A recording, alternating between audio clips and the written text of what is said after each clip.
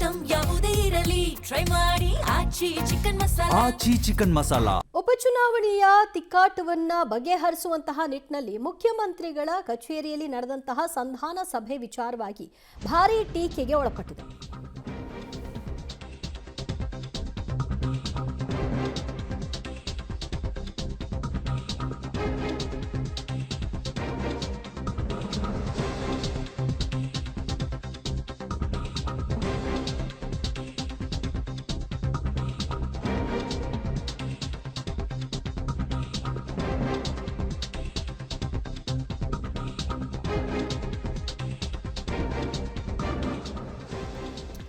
ಉಪಚುನಾವಣೆ ಟಿಕೆಟ್ ತಿಕ್ಕಾಟ ಬಗೆಹರಿಕೆಗೆ ಮುಖ್ಯಮಂತ್ರಿಗಳ ಕಚೇರಿಯನ್ನ ಬಳಕೆ ಮಾಡಿದ್ರ ವಿಚಾರವಾಗಿ ಪ್ರಶ್ನೆ ಎದ್ದಿದೆ. ಬಾಗಲಕೋಟೆ ಟಿಕೆಟ್ಗಾಗಿ ಮೇಟಿ ಕುಟುಂಬದಲ್ಲಿ ತಿಕ್ಕಾಟ ಏರ್ಪಟ್ಟಿದೆ. ಮೇಟಿ ಕುಟುಂಬದ 4 ಟಿಕೆಟ್ಗಾಗಿ ಡಿಮಾಂಡ್ ಇಟ್ಟಿದ್ದಾರೆ. ಮೇಟಿ ಕುಟುಂಬದ 4 ಮಕ್ಕಳ ಜೊತೆಗೆ ಸಿಎಂ ಮಾತುಕತೆ ನಡೆಸಿದ್ದಾರೆ. ವಿಧಾನಸೌಧದ ಸಿಎಂ ಕೊಠಡಿಯಲ್ಲಿ ಸಭೆಯನ್ನ ನಡೆಸಲಾಗಿದ್ದು ಸಿದ್ದರಾಮಯ್ಯ ನಡೆಗೆ ವ್ಯಾಪಕ ಟೀಕೆ ವ್ಯಕ್ತವಾಯಿತು. ಸಿಎಂ ಕೊಠಡಿಯಲ್ಲಿ ರಾಜಿ ಪಂಚಾಯಿತಿಯ ಅಗತ್ಯವೇನಿತ್ತು ಅನ್ನುವಂತಹ ಪ್ರಶ್ನೆ ಎದ್ದೇಳಿತು.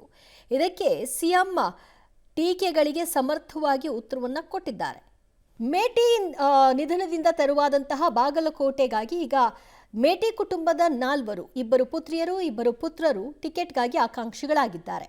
ಇಲ್ಲಿ ಬೇರೆಯವರ ನಡುವಿನ ಫೈಟ್ಗಿಂತ ಕುಟುಂಬದ ಒಳಗಿರುವಂತಹ ಫೈಟೇ ಹೆಚ್ಚಾಗಿದೆ.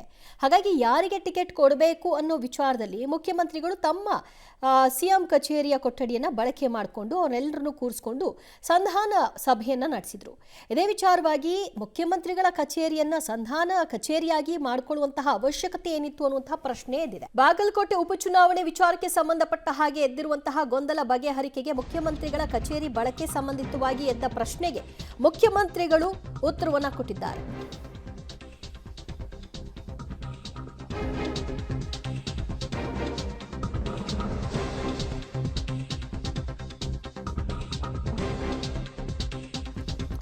ಬಾಗಲಕೋಟೆ ಉಪಚುನಾವಣೆ ಟಿಕೆಟ್ಗಾಗಿ ಮೇಟಿ ಕುಟುಂಬದಲ್ಲಿ ಫೈಟ್ ಏರ್ಪಟ್ಟಿದೆ. ವಿಧಾನಸೌಧದಲ್ಲಿ ರಾಜಿ ಸಭೆಯನ್ನ ಸಿಎಂ ಸಿದ್ದರಾಮಯ್ಯನವರು ನಡೆಸಿದ್ರು. ಇದೇ ವಿಷಯಕ್ಕೆ ಸಮರ್ಥಿಸಿಕೊಂಡಿದ್ದಾರೆ. ಮೇಟಿ ಪುತ್ರರಾದ ಮಲ್ಲಿಕಾರ್ಜುನ ಮೇಟಿ, ಉಮೇಶ್ ಮೇಟಿ, ಬಾಯಕ ಮೇಟಿ, ಮಹಾದೇವಿ ಮೇಟಿ ಇವರುಗಳ ಜೊತೆಗೆ ಸಿಎಂ ಸಭೆ ನಡೆಸಿದ್ರು. ನಾವು ಎಲ್ಲಿಯಾದರೂ ಸಭೆ ಮಾಡ್ತೀವಿ, ಅದರಲ್ಲಿ ಏನು ತಪ್ಪು ಅನ್ನೋದು ಮುಖ್ಯಮಂತ್ರಿಗಳ ಪ್ರಶ್ನೆಯಾಗಿದೆ. ನಮ್ಮ ಪಕ್ಷದ ವಿಚಾರ ನಿಮಗ್ಯಾಕೆ ಅಂತ ವಿಪಕ್ಷಗಳಿಗೆ ಮುಖ್ಯಮಂತ್ರಿಗಳು ಖಾರವಾಗಿ ರಿಯಾಕ್ಟ್ ಮಾಡಿದ್ದಾರೆ.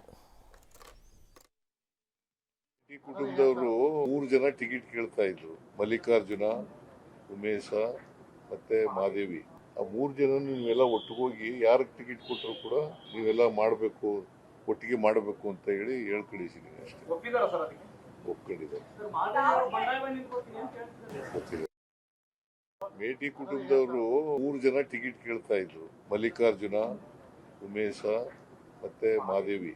ಆ 3 ಜನ ನೀವೆಲ್ಲ ಒಟ್ಟಿಗೆ ಯಾರಿಗೆ ಟಿಕೆಟ್ ಕೊಟ್ಟರು ಕೂಡ ನೀವೆಲ್ಲ ಮಾಡಬೇಕು, ಒಟ್ಟಿಗೆ ಮಾಡಬೇಕು ಅಂತ ಹೇಳಿ ಕಳಿಸಿದ್ದೀನಿ ಅಷ್ಟೇ.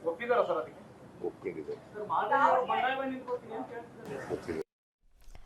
ಓಕೆ, ಮುಖ್ಯಮಂತ್ರಿಗಳು ವಿಧಾನಸೌಧದ ತಮ್ಮ ಕಚೇರಿಯಲ್ಲಿ ಈ ವಿಷಯವಾಗಿ ಸಂಧಾನ ಸಭೆ ನಡೆಸಿದ್ದು ಹೌದು ಅನ್ನೋದು ಈ ಹೇಳಿಕೆಯಿಂದ ಸ್ಪಷ್ಟವಾಗ್ತಾ ಇದೆ. ಮತ್ತು ಆ 4 ಆ ಕೊಠಡಿಯಲ್ಲಿ ಕುಳಿತದ್ದು, ಮಾತುಕತೆಯಲ್ಲಿ ತೊಡಗಿದ್ದು ಕೂಡ ಚಿತ್ರಣ ನಮಗೆ ಸಿಕ್ಕಿತ್ತು. ಆದರೆ ಎದ್ದಿರುವಂತಹ ಪ್ರಶ್ನೆಗೆ ಮುಖ್ಯಮಂತ್ರಿಗಳು ನಮ್ಮ ಪಕ್ಷದ ವಿಚಾರ, ನಾವು ಎಲ್ಲಿ ಬೇಕಾದರೂ ಸಭೆ ನಡೆಸ್ತೀವಿ, ಇದರಲ್ಲಿ ತಪ್ಪೇನು ಅನ್ನುವಂಥ ಪ್ರಶ್ನೆಯನ್ನೇ ಎತ್ತಿದ್ದಾರೆ. ಮೇಟಿ ಕುಟುಂಬದವರು 3 ಜನ ಟಿಕೆಟ್ ಕೇಳ್ತಾ ಇದ್ರು. ಮಲ್ಲಿಕಾರ್ಜುನ, ಉಮೇಶ ಮತ್ತೆ ಮಾದೇವಿ. ಆ 3 ಜನ ನೀವೆಲ್ಲ ಒಟ್ಟಿಗೆ ಯಾರಿಗೆ ಟಿಕೆಟ್ ಕೊಟ್ಟರು ಕೂಡ ನೀವೆಲ್ಲ ಮಾಡಬೇಕು, ಒಟ್ಟಿಗೆ ಮಾಡಬೇಕು ಅಂತ ಹೇಳಿ ಕಳಿಸಿದ್ದೀನಿ ಅಷ್ಟೇ. ಒಪ್ಕೊಂಡಿದ್ದಾರೆ.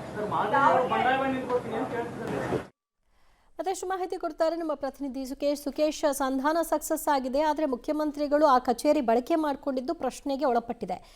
ಆಕ್ಚುಲ್ ಪ್ರಶ್ನೆ ಏನು, ಮಾಡಬಾರ್ದು ಅಂತನಾ? ಸಹಜವಾಗಿ ಅದು ಮುಖ್ಯಮಂತ್ರಿಗಳಿಗೆ ಬಿಟ್ಟಂತ ವಿಚಾರ. ಆದರೆ ಪಕ್ಷದ ವಿಚಾರ ಮತ್ತು ಒಂದು ಪಕ್ಷದ ಒಳಗಿನ ಕುಟುಂಬದ ಒಂದು ಡಿಸ್ಪ್ಯೂಟ್ ಅನ್ನೋ ರೀತಿಯಲ್ಲಿ, ಅಂದರೆ ಟಿಕೆಟ್ ಹಂಚಿಕೆ ಮಾಡಬೇಕಾದ ವಿಚಾರದಲ್ಲಿ ಅದನ್ನ ಅವರ ಕಚೇರಿಯಲ್ಲಿ ಮಾಡಿದ್ರೆ ಅನ್ನುವಂಥ ವಿಚಾರದಲ್ಲಿ ಒಂದಷ್ಟು ಪರವಿರೋಧವಾದ ಚರ್ಚೆ ನಡೀತಾ ಇರುವಂಥದ್ದು. ಆದರೆ ಮುಖ್ಯಮಂತ್ರಿಗಳ ಕಚೇರಿಗೆ ಎಲ್ಲರಿಗೂ ಕೂಡ ಎಂಟ್ರಿ ಆದರೆ ಅವ್ರು ಬಯಸಿದ್ರೆ ಯಾರು ಬೇಕಾದ್ರೂ ಹೋಗ್ಬಹುದು, ಅಲ್ಲಿಗೆ ಕೂತು ಮಾತುಕತೆಯನ್ನು ಆಡಬಹುದು. ಆದರೆ ಪಕ್ಷದ ತೀರ್ಮಾನವನ್ನು ಸರ್ಕಾರಿ ಕಚೇರಿಯಲ್ಲಿ ವಿಧಾನಸೌಧದಲ್ಲಿ ಕೂತು ಮಾಡ್ತಾ ಇದ್ರು ಅನ್ನುವಂಥ ವಿಚಾರದಲ್ಲಿ ಒಂದು ರೀತಿಯ ಪರವಿರೋಧ ಚರ್ಚೆಗಳಾಗಿದೆ. ಆದರೆ ಸದ್ಯಕ್ಕೆ ಬಾಗಲಕೋಟೆ ವಿಚಾರದಲ್ಲಿ ಯಾರಿಗೆ ಟಿಕೆಟ್ ಕೊಡಬೇಕನ್ನೋ ವಿಚಾರದ ಒಂದು ಗೊಂದಲ ಪರಿಹರಿಸಿಕೊಂಡಿದ್ರೆ ಕುಟುಂಬದವರಿಗೆ ಕೊಡಬೇಕು ಅನ್ನೋದು, ಕುಟುಂಬದಲ್ಲಿ ಬಹುತೇಕ ಇಬ್ಬರು ಗಂಡು ಮಕ್ಕಳ ಪೈಕಿ ಒಬ್ಬರಿಗೆ ಕೊಡಬೇಕು, ಯಾಕಂದ್ರೆ ಇಬ್ಬರು ಹೆಣ್ಮಕ್ಳು ಕೂಡ ಟಿಕೆಟ್ ಅನ್ನ ಕೇಳ್ತಾ ಇದ್ರು ಅನ್ನುವಂಥ ಕಾರಣದಲ್ಲಿ ಒಂದು ಕ್ಲಾರಿಟಿನ ಕಳಿಸ್ತಂತೆ ಕಾಣ್ತಾ ಇದೆ.